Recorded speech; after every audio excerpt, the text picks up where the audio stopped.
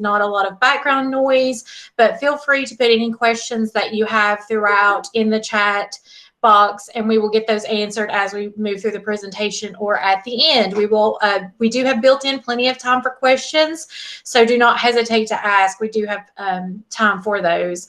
I will be sharing my screen and showing you a presentation, and we are also recording this call, so if there's anything that you missed, we can certainly send that link to you and you can watch it back. And we will be sending the presentation materials out to everyone that registered following the presentation. So you will have a copy of the presentation shortly. So I'm going to go ahead and start sharing, and we will get started.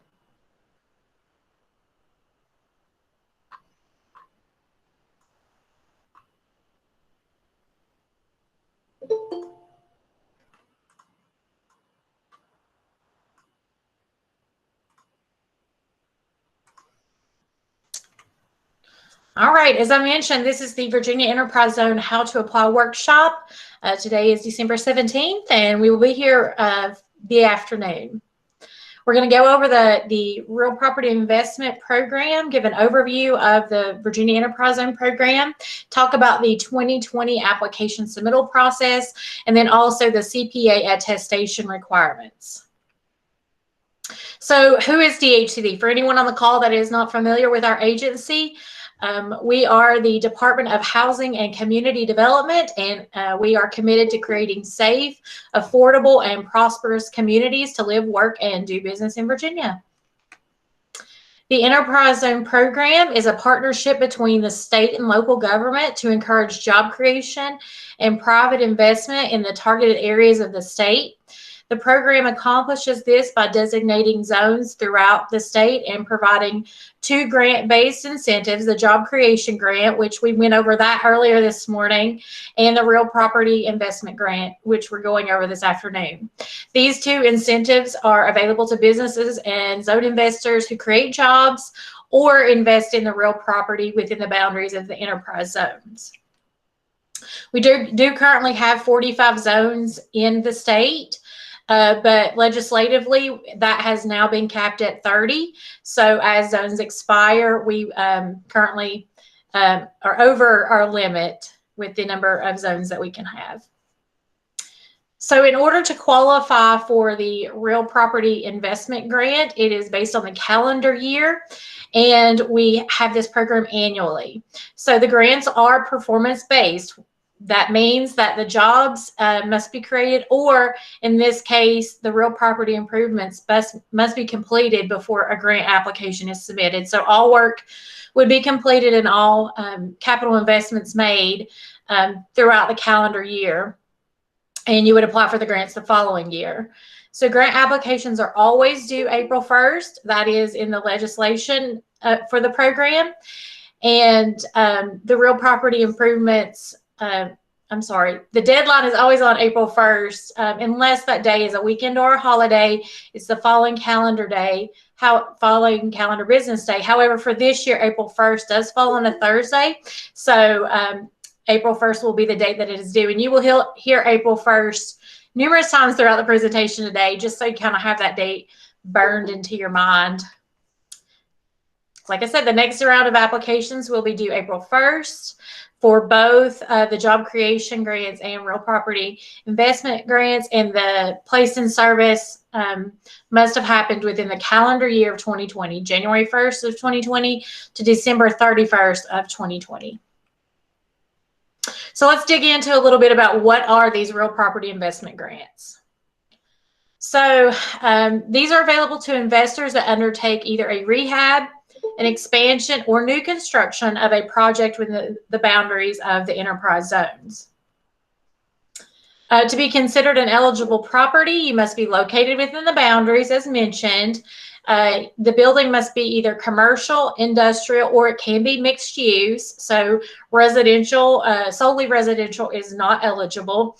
And to be considered mixed use, at least 30% of the usable floor space is devoted to commercial, office, or industrial use. Facilities are also eligible. And so a facility would be a group of buildings that are co-located at a single physical location. and involved in related operations under common ownership and management. Sometimes you see this with industrial buildings or industrial properties that have multiple buildings within the manufacturing of a product or something like that, where there is different buildings on one site in considered one facility. So who's eligible to apply? A qualified zone investor could be any entity or individual that capitalizes on the costs associated with the real property investment. This could be the owner, the property owner. It could either be the person that is using the property themselves or not actually using the property themselves. Multiple owners. So the rights to the grant qualification would be coordinated with the other owners of the property. The tenant might also make leasehold improvements that would make them eligible for the RPIG program, as long as there is coordination and permission with the owner.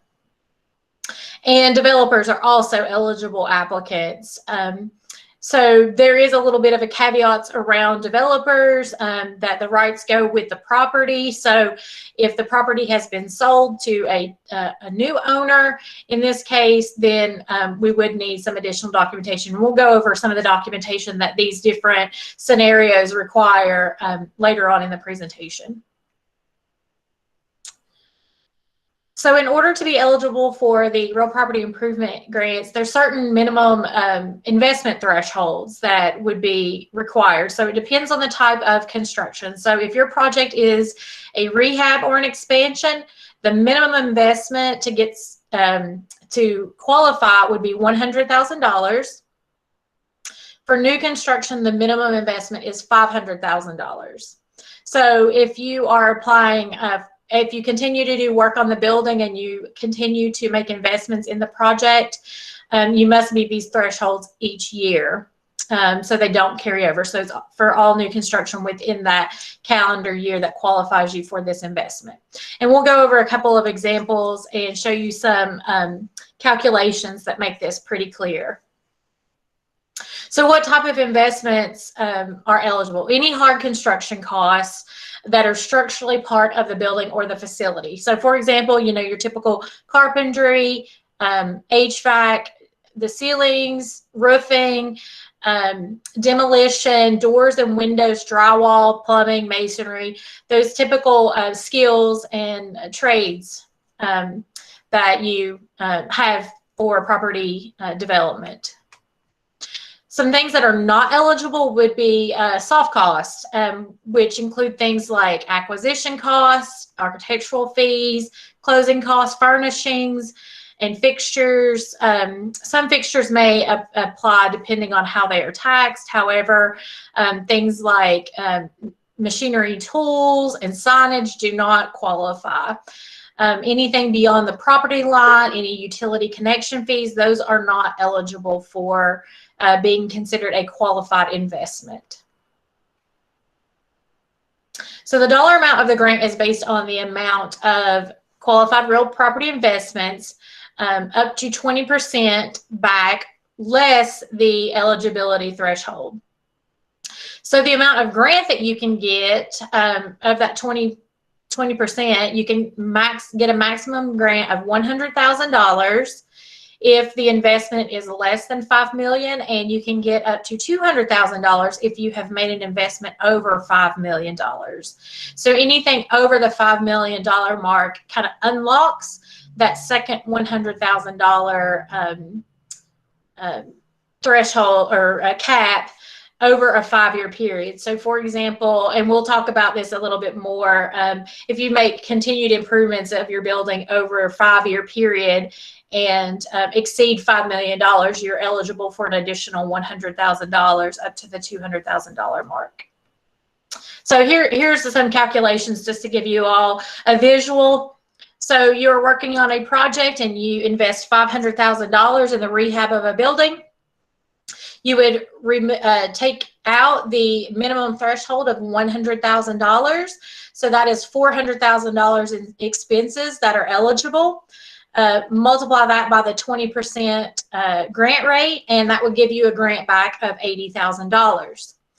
To use another example of a new construction, so you invest $900,000 in building a new building, less the $500,000 in minimum threshold, gives you a $400,000 eligible grant amount, a qualified expenses, at a 20% grant rate gives you a grant of $800,000. To use another example, where you are capped at your grant amount, you invest $200,000 in rehabbing a building, less the $100,000 minimum threshold. You now have $1.9 million that is eligible for the grant. Multiplied by the 20%, that would be $380,000, but that exceeds the $100,000 cap, and therefore your grant would be $100,000 in that case. Do we have any questions on how that is calculated before we move on to the to add another twist into the calculations?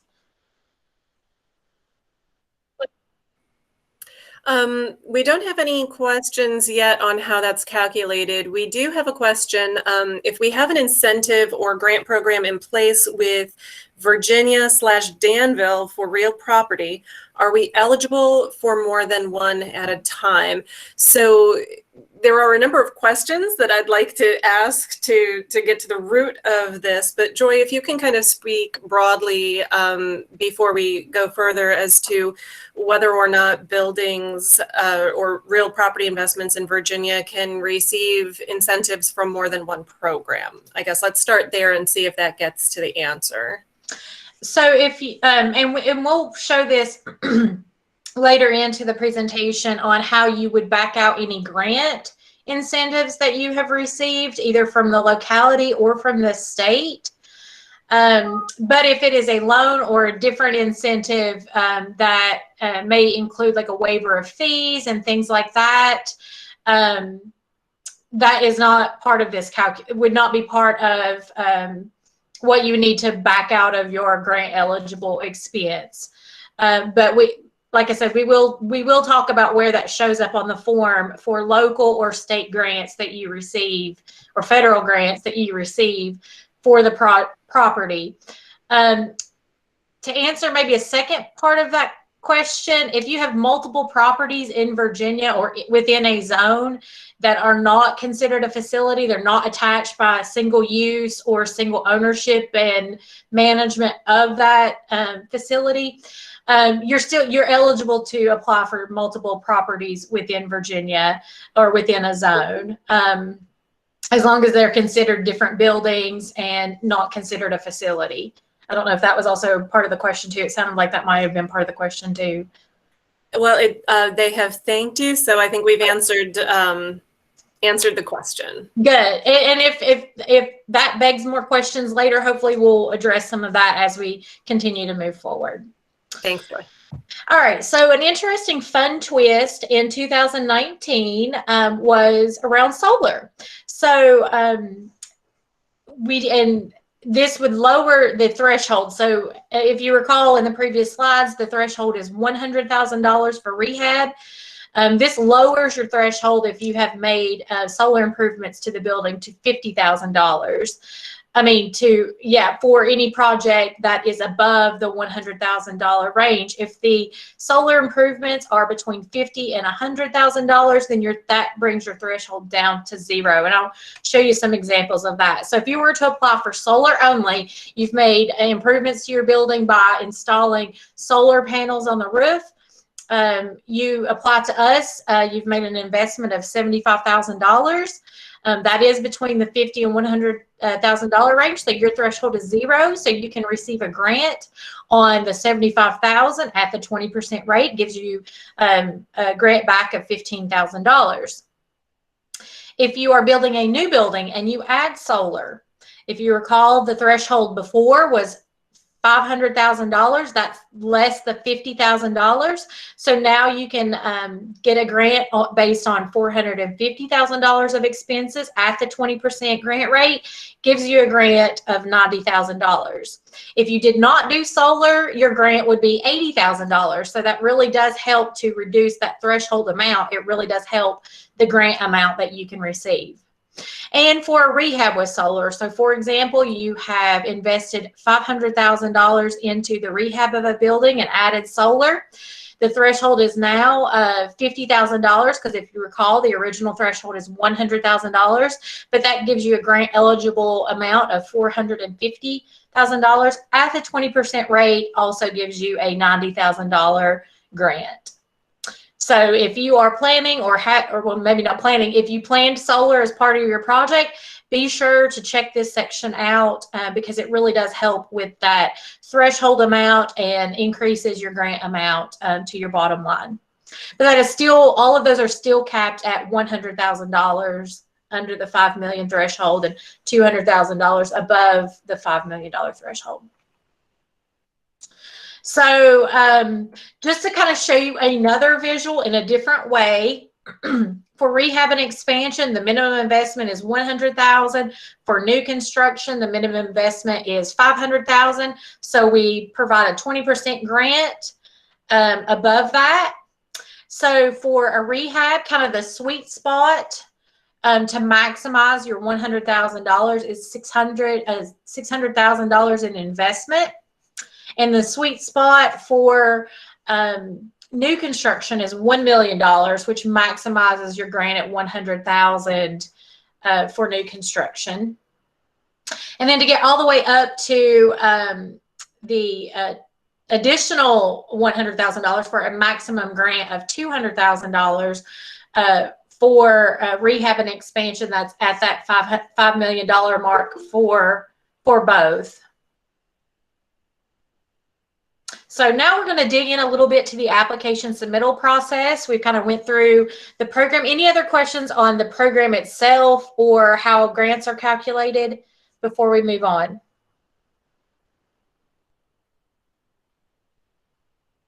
All right. So grant eligibility is based each calendar year by when you receive the placed in service documents. And they must have been received between January 1st and December 31st of 2020. That is considered our grant year. So what is a placed in service? That is your final certificate of occupancy, your final building inspection, or your final third-party inspection. And for the third-party inspection, please note that is only accepted if the project did not require any permits. So if you were doing rehab on your building that did not require you to pull a permit, that is in the case that you would need to get a third-party inspection. So of those three documents, each one of them has to be final, and it has to have been final between the January 1st and December 31st deadlines. So if you were on this call and you have not received your final building inspection or your certificate of occupancy, you have about 2 weeks to get that in order to be eligible for this grant year. So required materials, there is an online application form that must be submitted through the Enterprise Zone online application submission site. We call it our portal. It must be submitted by 11:59 p.m. April 1st, 2021. We have said that a couple of times. You will still be able to submit it after April 1st. At midnight. However, at that point, it would be considered a late submission, and we'll talk about that in a little bit. New for 2020, you can now upload attachments through the portal, and we'll talk about that a little bit more later. But because we are allowing you to submit attachments electronically, it may not be necessary for you to submit a hard copy. However, that is still an option. If you decide to submit your application by hard copy, it must be postmarked on or before April 1st, 2021, which would include the forms, the supplemental forms, your place in service documentation, your W-9, and your CPA attestation. In order to be considered a complete on-time application, the CPA attestation does have to be submitted with the application. So like I said, we will get into some more of these attachments and how those can be done through the portal in just a minute. But there's the site to get to the Virginia Enterprise Zone portal. You can also find it through DHCD's website as well. So the application is organized into several different components or parts, and we'll go through each one of these sections. So the background information, just typically the investor's legal name, the type of investor, either are you an owner, occupant, are you owner, non-occupant, are you a tenant, do you own space in the building, are you a developer? So if one of those activities apply, or which activity applies, make sure to check that. The physical address of the property, if the property is considered industrial, commercial, mixed use, and if it is a building or facility. And just to note, in section 7, be specific about the type of investment that was made. So if you are rehabbing the building or doing an expansion, if it's new construction, when you click that, it kind of auto calculates some other things on the back end that we'll get to that kind of shows where some of those. And be sure to note if it includes solar. This year that is new. Is it a rehab with, or last year it was new, a rehab with solar or a new construction with solar. And then just a note, item 13, the signature of the local zone administrator. We have several ways that can be accomplished this year, but just wanted to highlight to you that you do need to confirm with the local zone administrator that your project is in fact within the enterprise zone. And we'll talk a little bit more about that in just a minute. Place and service documentation, please note which of one of the 3 that you have received and that it is in calendar year 2020. If there's any discrepancies between your place and service documentation, for example, sometimes the name of the company that is applying for the real property improvement grant, maybe, and each locality in Virginia does it a little bit differently. Maybe the building permit has a different property address or a different, maybe they do it by a street address or something like that. It's a little discrepancy. Please use this box here to describe what any of those discrepancies are, or anything that we would question. Please explain it. You have space here to explain some of that. The next section goes into the itemized list of the qualified real property investments. You will list them out kind of as those trades, as you can see. Do not round to the best of your ability. Use the exact numbers as you have them in your records. If there is if you need a continuation on line number 20, you would say see attached, and you will be able to upload and submit additional line items and information there. Within the system, it does auto calculate this for you. So as you type those in, it will auto sum for you, but just double check the math to make sure that it is calculating correctly, or that you haven't misplaced a decimal or something like that. Make sure that it all lines up with what you have. And then part 4 of the section asks you to upload and attach a copy of the certificate of occupancy with the dates there. You see 2019 on the screen, but we mean 2020. So this is just an old screen grab from last year that I forgot to obviously adjust for this year, but it would be for 2020. As I mentioned before, in 3C, please list any amount of public grant funds that you've received to fund the real property improvements. So again, that would be with any local grant funding, any state grant funding, or federal grant funding. That would reduce your qualified real property investment amounts. And And then within the system, it's going to auto-calculate some of these as well, like pulling it from what you've submitted above. So it will do some auto-calculation for you. And just a reminder for item E, that the amount will not be able to exceed $100,000 if you've made less than $5 million investment, or $200,000 if you've made more than a $5 million investment. And then last but not least, if you've received grants on this property before, we would want you to note that. So if you did construction in 2019 and you continued that construction into 2020 and you received a real property investment grant in last year, you would note that amount there, because over the cumulative 5-year period, you cannot have received more than $100,000 up to that $5 million mark, or the $200,000 up to that above the $5 million mark. So over a 5-year period, you can't have it received more than that maximum grant amount. So in addition to some of those sections in the application, there are also supplemental forms. These would not apply to every project and may not apply to your project, but if they do, these are some that you will need to attach. If your investment is if your project or building is a mixed-use building, there is a form for that. If you are a tenant and you've made improvements to a building owned by someone else, there is a tenant owner consent form and a tenant coordination form if it's required by the owner. If you if the property that you're making investments on is owned by multiple people, there is a multiple owner form. We have all of these forms on our application portal site, as well as the DHCD website. So all these forms are available for you to use and pull down, and to make this really easy for you.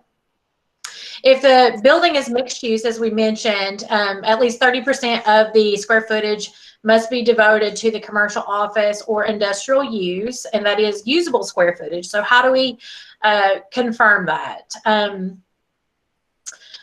We require a licensed third-party architect, surveyor, or draftsperson to look at the floor plans and measure that out and certify that 30% of the square footage is that usable space.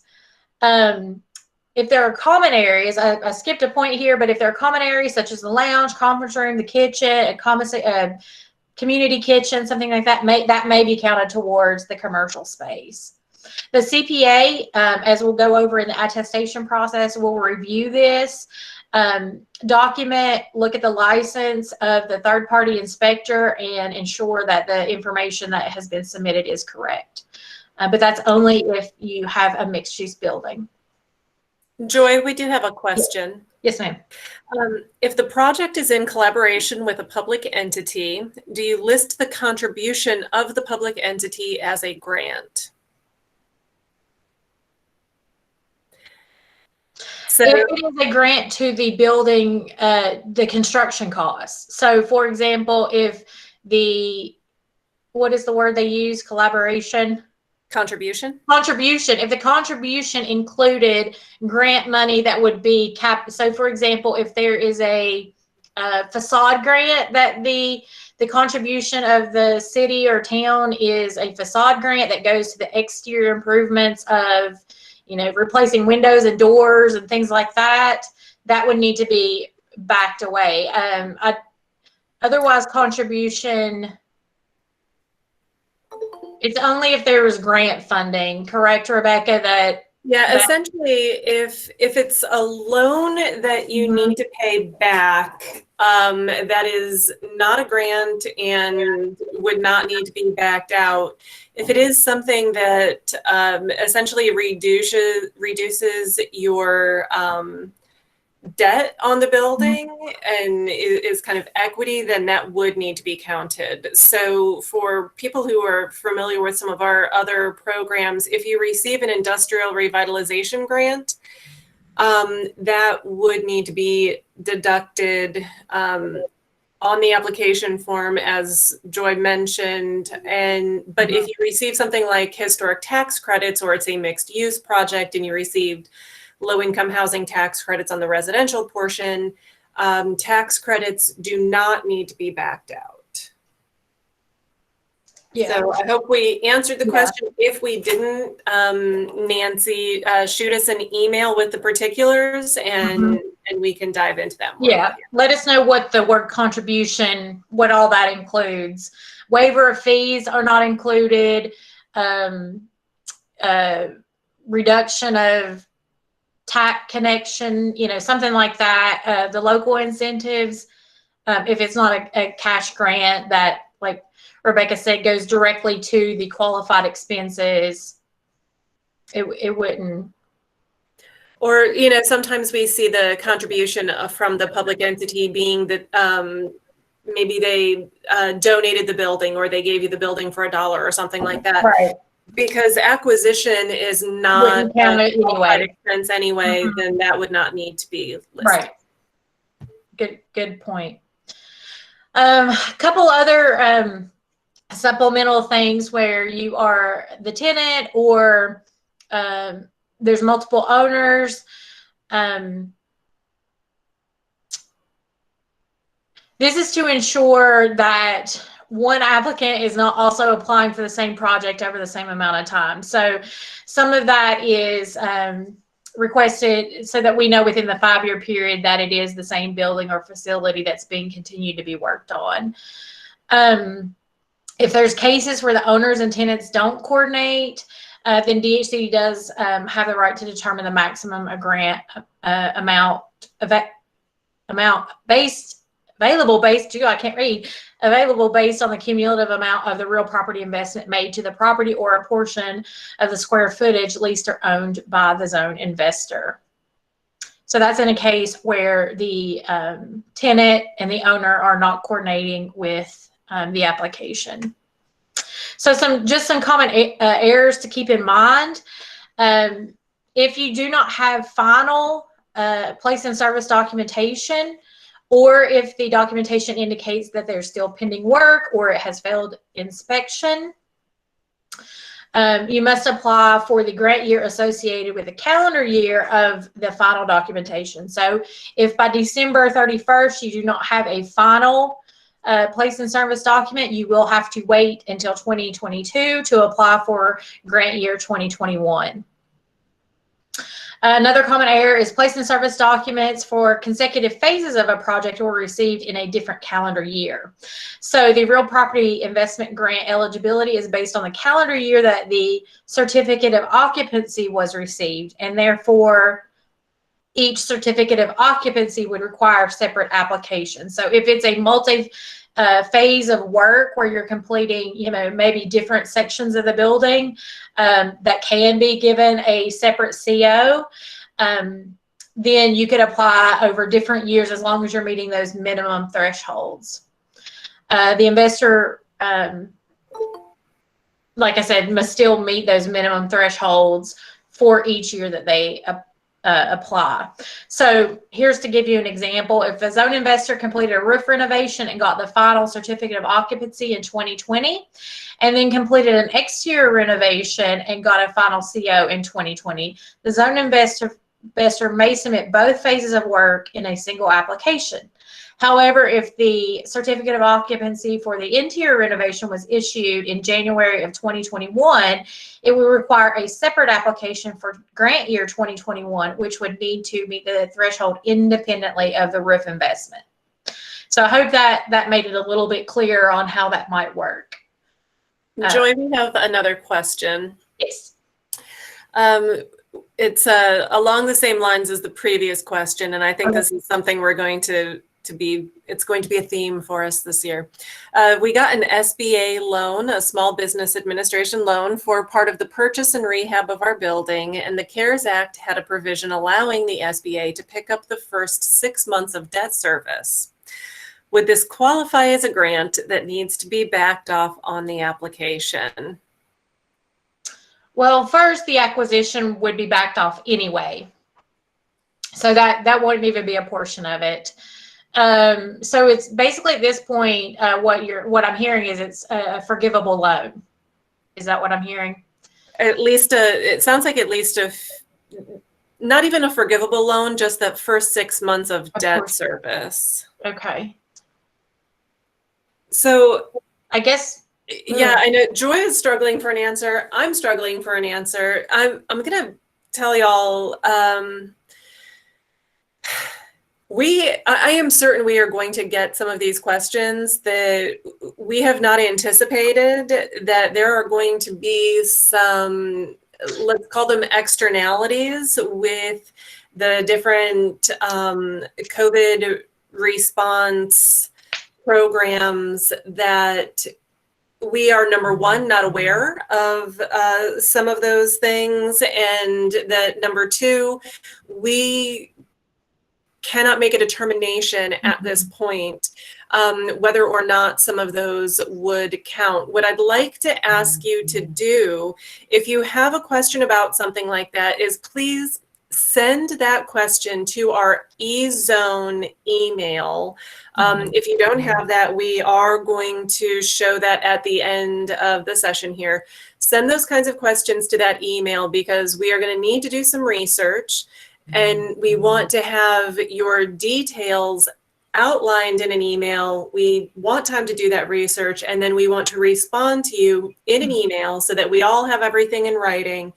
And as we get more of these questions, we will do our best to maybe have some guidance documents on the website saying, here is a scenario, here is how we are going to work with this scenario, because I think that this is something that we are going to continue to get questions on, and there are going to be many different variations of this. So I can't give you an exact answer right now, but shoot us the email. Anyone else with those kinds of questions, we'll do our best to do that research and provide guidance and interpretation down the road. Yeah, and I think, just to piggyback on what Rebecca said, I think we did anticipate there would be these types of questions, but we didn't know all the depth and the breadth, because there have been so many, like Rebuild Virginia grants, the PPP, SBA, all of the different types of things that have come out to assist businesses during this time. And so we knew there would be a little bit of a mixed bag with that. What we will say is, the instruction is clear on at least the grant programs. So if you received a grant directly to your business for this project, for a construction project, that does have to be backed out. Any scenario aside from that, as Rebecca mentioned, shoot it to us so we can kind of work with you either one-off, or if we see like the same funding source coming up a couple of times in the emails, we can maybe issue kind of a blanket statement. But for anything other than the grant, please just ask us, and we'll look at them kind of holistically. But for a fact, if it is a grant to you for the construction, that would be part of the qualified real property investments, that would have to be backed out. But if it's murky, like it's a grant, but a loan, but someone else paid it, does that count? We'll need to do a little bit more digging to get back with you on that. Does that sound right, Rebecca? Yes, ma'am. Okay. All right. So no more questions on the place in service. So we'll keep on trucking. Another common error: an application spans multiple addresses or a facility, but the CO only references one address. So a zone investor can apply for work covered under the place in service documentation if the work covered multiple addresses, multiple COs should be presented, or the CO should reflect all the addresses. This should be noted on the Form EZ RPIG. So as I mentioned, there is that section under the place in service where you can explain to us what happened. Each locality kind of handles those multiple addresses a little bit differently. So if you were working, say, for example, in a strip mall where there might be multiple addresses that you are working on, you can either get COs for each individual address, or sometimes it's all of the addresses. But just be sure to note that to us so that we know what we're looking at and we're not missing anything, or we're not confused about what might have happened with the CO. So just make notes there so we know exactly why that would have occurred. And then if there Another common error is if there's differences in the address from one year to another. So make sure that the physical address is always the same every single year. With previous applications, if you are applying subsequent years, so for example, like north versus in period, or street spelled out versus ST, because it will look like a different physical address if it is spelled a little bit differently, and that could cause some errors on our side. And if your actual property exceeds the grant amount, you would have to repay those funds back to the Commonwealth. So just be sure that you're using the same address that you did year over year. Another common mistake is properties are improperly identified as buildings instead of facility. Grants are capped per building or facility, so the property must be correctly identified so that the application grant caps are not exceeded. If you are unclear whether to consider your project a building or a facility, please contact us and we will give you our email address. Like Rebecca said, we want you to be sure, and we want to be sure that we're kind of looking at the project the same way as it relates to a building or a facility. Again, a facility would be a grouping of buildings that serve the same function or purpose, have same operation and ownership structure within one footprint. Another common error is that there's vague or conditional items listed on the schedule of investments. One that we see a lot is noted here, site work. So if you could be really specific with us about what that site work is, sometimes we do have questions and have to come back to you on, can you tell us a little bit what that site work included? Because there are elements that are not included, such as utilities offsite, that may be considered site work, but we wouldn't consider that to be part of the qualified real property investment. So be sure to include what those things are. If there's any lack of detail in some of those conditional items, and we do have the instruction manual on page 12 kind of list out some of those conditional items. For example, don't put change orders on there. You need to list out what those change orders included. So additional flooring, or additional painting that was required, or additional landscaping or something that would have been required that would have been part of a change order. So be sure to give us as much details about that as possible. If we see things like that in the qualified expenses, we will be asking you to clarify and give us some additional information on those. And then once you submitted your application to us, we will monitor that randomly each year for the Real Property Investment Grant Program. We do try to monitor a certain percentage of those annually. So you must maintain the documentation regarding the qualification for the RPIG for a minimum of 3 years following the receipt of the grant. So grant recipients that do not have adequate documentation regarding the qualified real property investments may be subject to repayment of some or all of their grant award. So if you receive a grant in 2020, you would need to keep your documentation through 2024, so 3 following years after you receive your grant. And any of that period of time, we can request to see that information as part of our monitoring process. So how much money do we have to give you? The General Assembly has allocated $14.5 million to fund the grant year 2020. That includes the job creation grants and the real property investment grants. Just to note, the job creation grants receive funding priority, so they are paid in full, and the remainder of the funding is dispersed with the real property investment grants. And then those, based on the number that we receive, are prorated. So for 2018, we prorated our grants at 74%. And for last year, our grants were prorated at 83%. So for example, if you were eligible for a $100,000 grant, you would have actually received $83,000 as part of the proration process. We don't know from any, as you can see, the last 2 years, we don't know from any given year what the proration amount might be.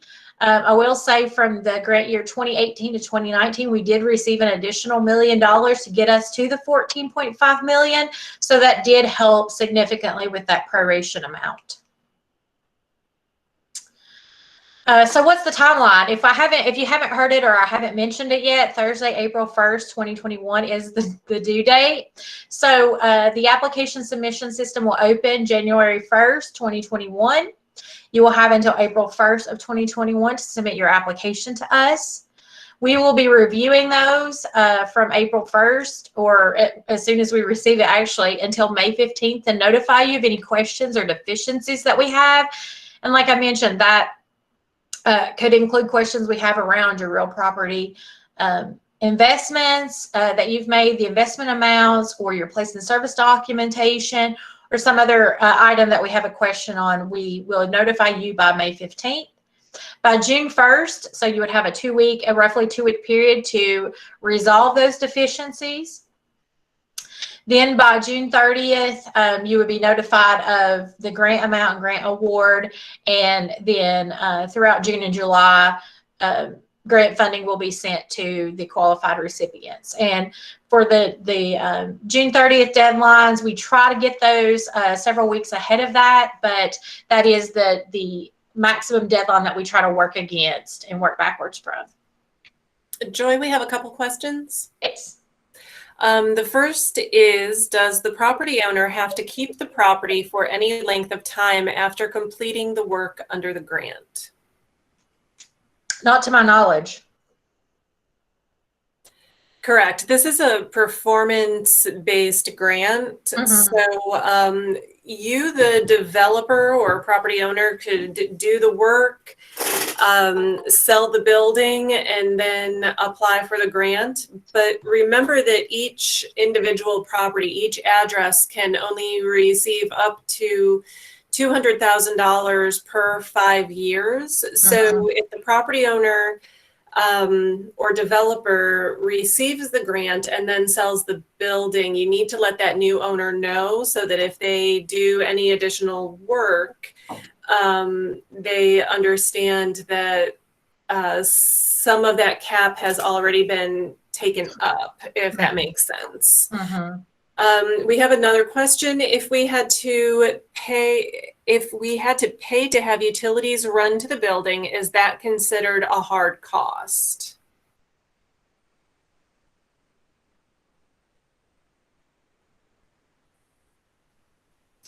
And yeah. I'm not sure of the exact answer to that one either, Diane. Can you also send that question to the eZone email and we'll get you an answer?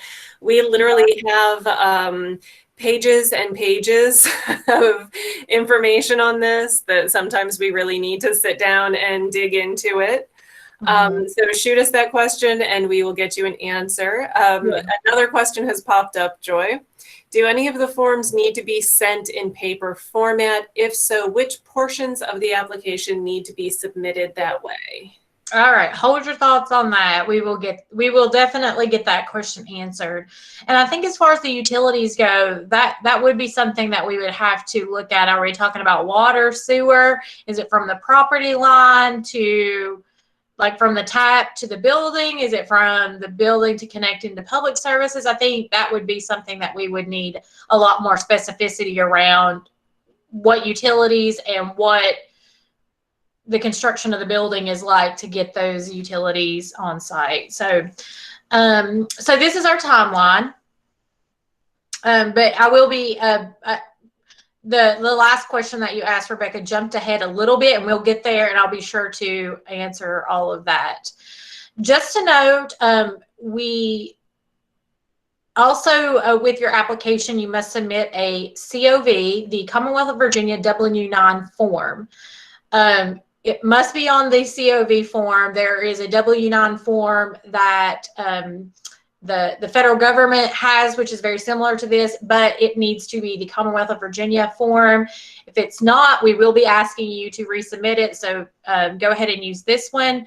The FEIN, as you see, the employer identification number, must match this form with what you submit in the application. So everything needs to match very, all the same, and that your legal name needs to show as the legal name or the applicant name, and everything kind of needs to match, if that makes sense. I'll be talking about it in just a minute, but I want to touch base here while the form is up. If you see on this form and you check disregarded entity on this form, we will be asking you to submit a new form. So if you are submitting disregarded entity, that is for legal purposes, but for tax purposes, we need the taxable entity. So if you are an LLC owned by another LLC, the LLC that is the taxable entity needs to apply. If you are an LLC that is owned by an individual, then the individual will need to apply under their Social Security number as the taxable entity, not the legal entity. So if you are disregarded, we'll need some more information from you. So just know that if you mark disregarded entity, we will be asking you for a new form. So just keep that in mind as you're filling this out, that is something that you can check with us on, but just note that it needs to be the taxable entity, the entity that completes the tax forms, because we will be sending 1099s on this program, and so we need to know which entity to send the 1099 to. Okay, so what's the big picture process? So you're going to confirm with the local zone administrator that your business or your property is within the boundaries of the zone. You're going to work with a CPA via an engagement agreement. You're going to gather all of your materials and get those materials together, your place in service, any of the other supplemental information and forms. The CPA is going to review your application materials and prepare the attestation report. You're going to prepare the online materials through our Enterprise Zone application submission system. And just to note, you will be prompted to save and print a hard copy after you hit submit. So just be aware of that. You obtain the signature of the local zone administrator on the hard copy of the form, and new for 2020 only, because of kind of the way that we are all social distancing and working from home and things like that.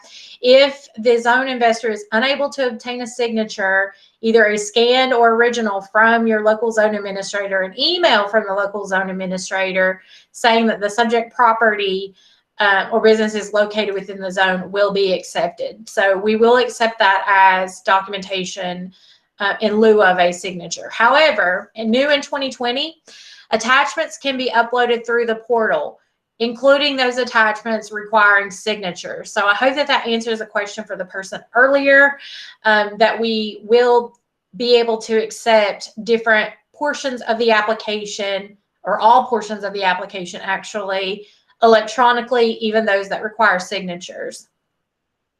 So you can send hard copies to us if necessary, including the CPA attestation, but must be postmarked by April 1st, 2021. So we're going to get to this, the documents you can upload, in just a second. Now we'll talk through that a little bit clearer. So how do you submit this? So just to say, you can submit all of the attachments online, and that's highly encouraged. That just makes it easier for you, makes it easier for us, but it is not required. If you do want to submit hard copies, it's recommended that it be done through certified mail or return receipt requested and postmarked by April 1st, either submitted and shipped through UPS, FedEx, or some other service where shipping can be tracked, with the ship date no later than April 1st. It can also be hand delivered by close of business April 1st at the DHCD Richmond office. However, that is not recommended. We cannot guarantee in this time of work from home and the state of how kind of the world is right now, that there would be a person there ready to receive your hand delivery. So we do not recommend that for this year. If you're submitting more than one grant application, each application and materials should be sent separately, so separate packages, so that we know what goes with what application if you're submitting hard copies. So when you log into the Enterprise Zone application portal and you are completing your application, there is a place for you to upload documents now. These can be your final documents in PDF format. That includes places for your applicant declaration form. So instead of signing a hard copy application, you can sign the applicant declaration form, scan it in, save it as a PDF, and upload it here. You can put your place in service documentation, which will include everything related to your certificate of occupancy or your third-party inspection or your final inspections. Scan all that together as a PDF and upload it here. You can upload your CPA attestation form.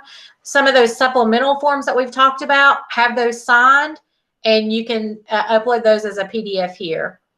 If you have additional qualified real and property investments, so I think if you went back a couple of slides and you remember me showing you that there was at least 20 different slots to add to your construction line items, if you have more than that, you will write in slot 20, see attached, and this is where you can attach a continuation sheet to give us the rest of those items. There is a file here that you can upload your W-9. And last but not least, going back to the LZA review, there is also a form that they can sign that says that they have reviewed the property address and that it is within the zone. They can sign that, email that back to you, and you can upload it here in the portal as well. So it would not be a need if you place everything as part of your application here. Hard copies are not necessary if you are able to attach everything that is required of your application electronically. Just a reminder, email addresses are part of the application. So you're going to receive an email when you successfully submit the application online. If you do submit hard copies to us in lieu of uploading electronic documents, there will be a receipt of an email that says we have received your hard copy application. If we have questions about any deficiencies as part of the information or request more information, we will do that by email, and we will email you once those deficiencies have been resolved. So we do recommend that you print out and keep a copy of all those emails just to have with your grant records and proof of that we have received your correspondence. It's good to keep a copy of all of that stuff as well. And make sure that it is an email address that does get monitored regularly, or that you are able to check frequently in case we do have questions and there is some back and forth. So any questions about the application or real property investment grant? And then we'll jump, the next section will be about the CPA attestation. Any questions about that? And Rebecca, did I end up answering that last question around electronic submissions? I believe so. We don't have any new real questions, although Stephen Marusco did ask if we would recap at the end of the presentation any changes to the program this year due to COVID-19. I did respond to him in the chat just saying that for the RPIG, we do not have any specific changes currently. As with the earlier question about the SBA loan, we would like to receive those questions in writing and then respond to them on a case-by-case basis, because they are so sticky, some of them. Yeah, and so many different scenarios that could be played out. Yeah, very good. Yeah, and yeah, we'll just roll on then to the agreed upon procedures. So a CPA attestation is required by the code. It must be performed using DHCD's agreed upon procedures as established by the American Institute of CPAs. The attestation report and documented procedures are used by DHCD when processing and monitoring grants. Any discrepancies between the attestation and DHCD findings will be reported to the Board of Accountancy and may require repayment of some or all of the grant awards. The agreed upon procedures provides an overview of the eligibility requirements, the required grant documentation, the applicant and CPA responsibilities, FAQs, hyperlinks to definitions, and outlines the agreed upon procedures. We do have a manual as part of that. The first half of the manual covers the job creation grants, and then the second half covers the real property investment grants. And we do provide to property owners a sample engagement letter to get started with engaging a CPA. And those are available on our Enterprise Zone website. So CPAs, if there's any CPAs on this call, which I believe I have seen that there were some that logged in, you must use the HCD CPA attestation forms. The report should clearly indicate that each procedure was performed in its entirety. Report must state the findings for each procedure and avoid vague or ambiguous language. Applications with reports where no findings are reported or only the CPA's initials are listed will be considered incomplete and will not be processed until the report is resubmitted. Initials are not considered an adequate report. So unfortunately, applications that are submitted without the attestation will be considered late. So you do need to engage a CPA as soon as possible so that they can complete their review and submit to you the attestation report no later than April 1st, as we've discussed. Late applications will be processed on a first-come, first-served basis if there's funds remaining after the on-time applications are processed. And just to note, at least for the last 6 grant cycles, no late applications have been considered because we have always exceeded the number of applications with the amount of funding that we have. So there's several procedures that need to be gone through as part of the agreed upon procedures. The completed application, the qualified real property investments, the place and service documentation, and as applicable, the mixed use, the owner and tenant situations. If they are not straightforward, the owner, occupant, investor are all the same. So items 4 through 6 may not be required of your project unless it does apply to your project. So just to go through procedure 1, the attestation of a completed application, the CPA will read the Real Property Investment Grant Form EZ RPIG and report that all required attachments have been prepared in the prescribed format, and that Form EZ RPIG contains the signed declaration.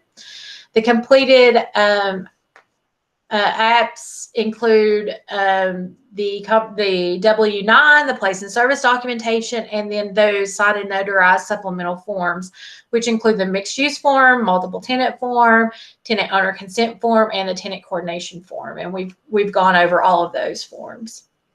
Procedure 2 is the attestation of the qualified real property investments. So the CPA will review the schedule of the real property investments and including the cost categories for the Enterprise Zone program, and will report any items that he or she is uncertain of with the corresponding dollar amount in the attestation report. The CPA will then compare the schedule of qualified real property investments to the general ledger entries to determine that the items and costs listed on the schedule were charged to the appropriate account, and will report any items that are not charged to these accounts. The CPA will review 100% of the invoices, receipts, the AIA reports, and any other relevant documentation related to construction expenses, and will report whether charges were properly charged to a capital or expense account. The CPA will also review the real qualified real property investments to determine if they meet the minimum threshold. So that's the $100,000 for rehab, the $500 for new construction, $0 for solar only, $50,000 for solar with a rehab or expansion, or $450 of solar with new construction. Procedure 3 is the attestation of the place in service documents. So the CPA will contact the locality to verify that the place in service is final and no other documentation is issued or pending. That's the final certificate of occupancy, final building inspection, and the third-party inspection reports. The CPA will ensure the property was placed in service within the calendar year 2020. And if the place in service document is only for a portion of the building or facility, that the schedule items correspond to that. Procedure number 4 may not be required if this doesn't apply to you, but it is for the assurance of the square footage for mixed-use buildings. As I mentioned, that's 30%. The CPA will determine that the mixed-use form has been completed by the preparer of the drawings and plans and submitted to the locality, and that it contains the professional seal or notarized signature of the preparer, which may be a representative of the preparer, such as a licensed architect. And you can look that up on Virginia Department of Professional and Occupation Regulation.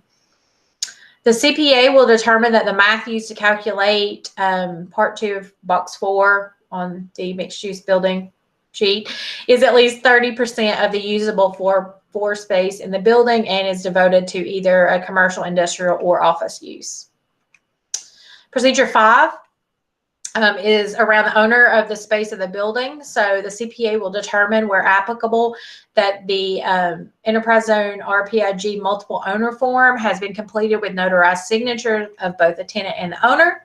The CPA will determine that the square footage information indicated in the closing documents or deed of trust is accurately indicated on the supplemental form for the zone investors who own the space of the building.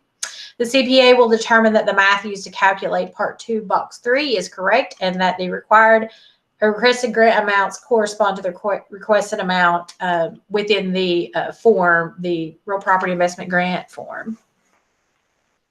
Procedure 6, attestation of tenants in the building. So the CPA will determine where applicable that the tenant owner consent form and tenant coordination form, if it's required, have been completed with notarized signatures. As part of a valid lease with the documentation, and then the CPA will determine that the math used to calculate that is correct and that the requested grant amount corresponds with that on the forms. Any questions about the CPA agreed upon procedures? Those were the 6 procedures. All of them may not be required, as I mentioned, depending on your specific scenario or specific case of your particular property. Currently, we have no pending questions. Okay. So you will be able to find additional information at DHCD's website. That's dhcd.virginia.gov/VEZ. The online submission system is at this website. And there's also, all of the forms can also be found on the online submission system. We have links to everything that you'll be able to look at, the manuals, all the additional supplemental forms, the agreed upon procedures, all the forms that are required are also on the online submission system. Applications are due by April 1st, in case I didn't already mention that. And early submittals are highly encouraged. If you are ready to submit everything to us on January 1st, go ahead and submit that, because we can go ahead and begin reviewing those. And that would be less painful for all of us to be able to do those as we go and get that resolved and you're ready for your grant. Although you still wouldn't be able to get your grant funding until June or July of 2021. Just a couple of tips before we jump into some more questions. Please be sure to assemble all of your materials and attachments before you begin the online application. The system will time out and you will not be able to save your work. if you leave it for a period of time. So if you, when you're ready to submit your application, make sure you have all of your attachments in PDF form and that you're ready to submit your application while you're sitting there in one setting. If you walk away to go walk your dog and come back, it will have timed out and you will have lost all your work. So be sure to set aside enough time to work through that. We do recommend that you use Google Chrome if possible. We have noted Internet Explorer does work, but things like Safari and Foxfire aren't as user-friendly with our system. So Google Chrome is the best browser for the system. The W-9, as I mentioned before, must match the FEIN, the Federal Employee Identification Number, in the application. And again, if you are a disregarded entity for legal purposes, the applicant for the RPIG must be the taxable entity, either the individual or another LLC, or I think we've had other scenarios as well, but the taxable entity needs to be the applicant. We do communicate primarily through email, so that we do have that written record. So be sure to use an email address that is active and regularly monitored. So any final questions? This is our contact information. Again, I'm Joy Rumley. Rebecca Rowe is our moderator, moderating the questions. Any questions that you do have, please, please, please send them to ezone@dhcd.virginia.gov. This is monitored by both Rebecca and myself, but it does give us the ability to track those questions and responses and have written records and documentation. If you'd like to give us a call, there's a phone number for that as well. But we do encourage you to put everything through email, and we can respond as quickly as we can to that. So before we let everyone go, are there any other questions that have come through, Rebecca, or any other items to talk about? No, we have not currently received any additional questions. I will mention that I got an email, and I will tell you we did not think about this morning with the job creation grant presentation. But historically, when we do our how to apply and how to qualify presentations around the state for enterprise zone, some of our attendees are CPAs. I know we have CPAs on the presentation today.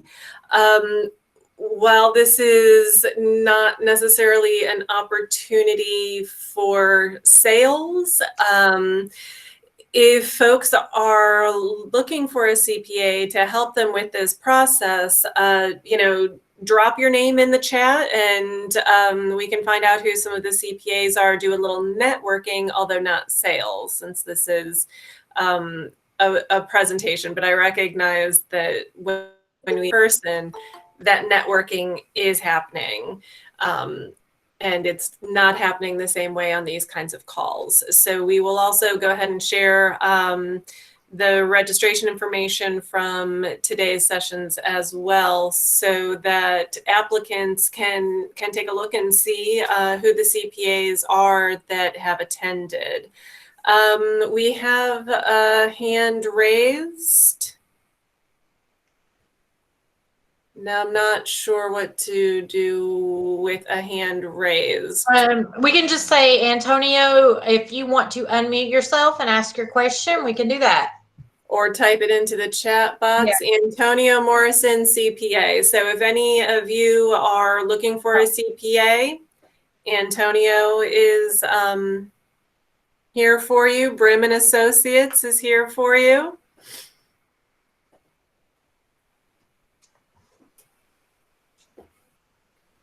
Any other questions for Joy or me? Correcting my own grammar as I speak. We have some PB Mayors Associates on the line. And, we do keep information in the office as well as to CPAs who have been a part of the program in the past. While we as state employees do not recommend anyone, we can share contact information if anyone has those questions. Excuse me, am I still on mute? No, sir. We can hear you, Antonio. Great. This is Antonio Morrison. I am a CPA and prepared to do that attestation that y'all have in y'all's program. This was a great presentation. I've got a couple of clients down here that are in those enterprise zones that are definitely gonna take full advantage of it. But I'm Where is prepared to help down anybody here? that's trying to receive the grant or go through the application process. I didn't understand exactly how to input the information in the portal. So you can reach me at Legacy Planning Solutions, and it's tmo@lpscpa.com. Rebecca, I'm going to share my screen again really quick and just show folks. So here is our portal. Can everybody see? This is our portal. And you would, as I mentioned before, maybe we should have just incorporated this as part of our presentation too, Rebecca. You will be able to find the map. You'll be able to find our website and the W-9 here under general information. Depending on which one of the applications you'll have here. Here is the real property investment grant that we just talked about. You click on him and here you go. So you'll fill these out, you know, to your specific project. Throughout here, fill out all of these sections. Then you get down here and you can choose a file, for example, to upload in these different categories. And then obviously there is your submit button. When you hit the submit button, it will give you the opportunity to print. You'll want to print and save that for yourself. But once you submit, you can't go back and redact anything or upload anything additionally. Once it's submitted, it cannot be edited except back on our side through our IT department, who can then edit some things. But just wanted to show you that as well.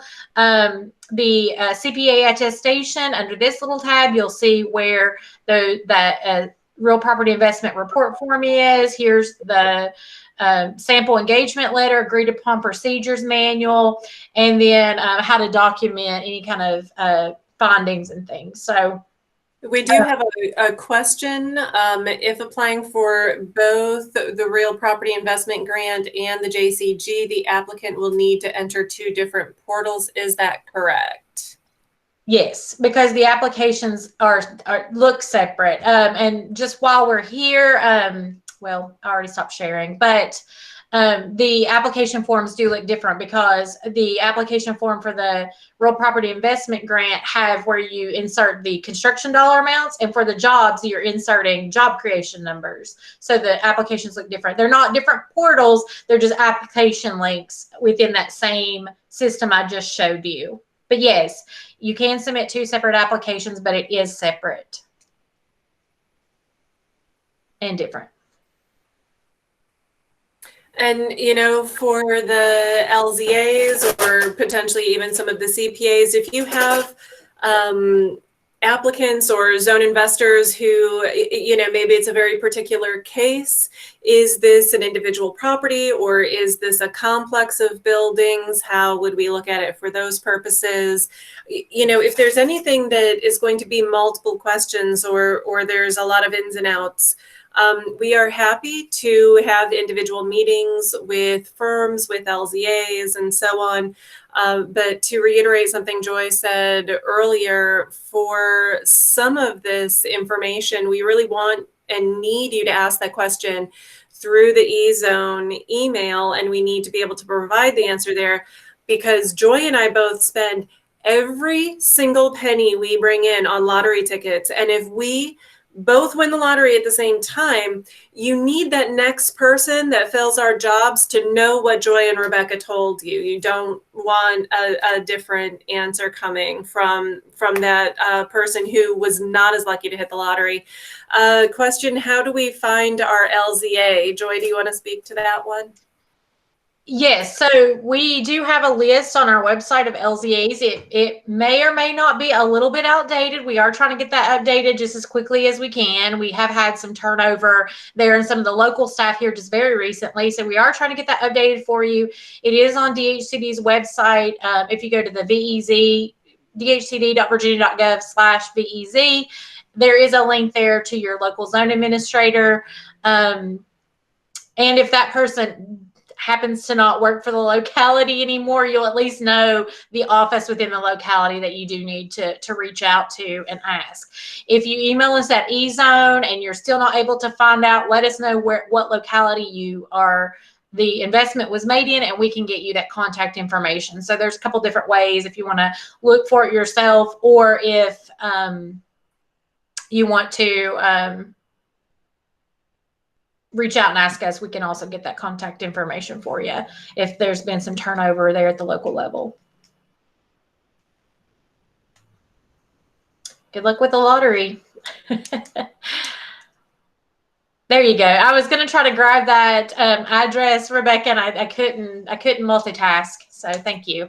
Yeah, so there's the direct link there to the enterprise page. We are going to be making updates to that after today, and making sure that this presentation is up there along with some updated documents as well. So just hang tight with us, but all of that will be refreshed and perfect, hopefully January 1st, so that everything will be ready to go. But everything in this document is updated. Everything on the portal that you saw, that has been updated. We're going to be working on our DHCD website as well over the next 2 or 3 days, just to make sure everything is up to date.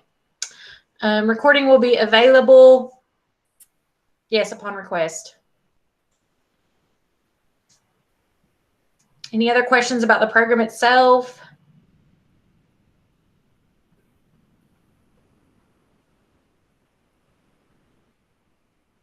All right. Well, if not, good luck to everyone that is applying. Good luck to CPAs. I hope that you'll be able to get some good contacts out of this, and to the local zone administrators, I hope that you have a lot of applications coming to you through this program. This is a very exciting program for us. Again, ezone at dhcd.virginia.gov if you have any questions, and we'll get back to you as soon as we can. Thanks, everybody. We're adjourned.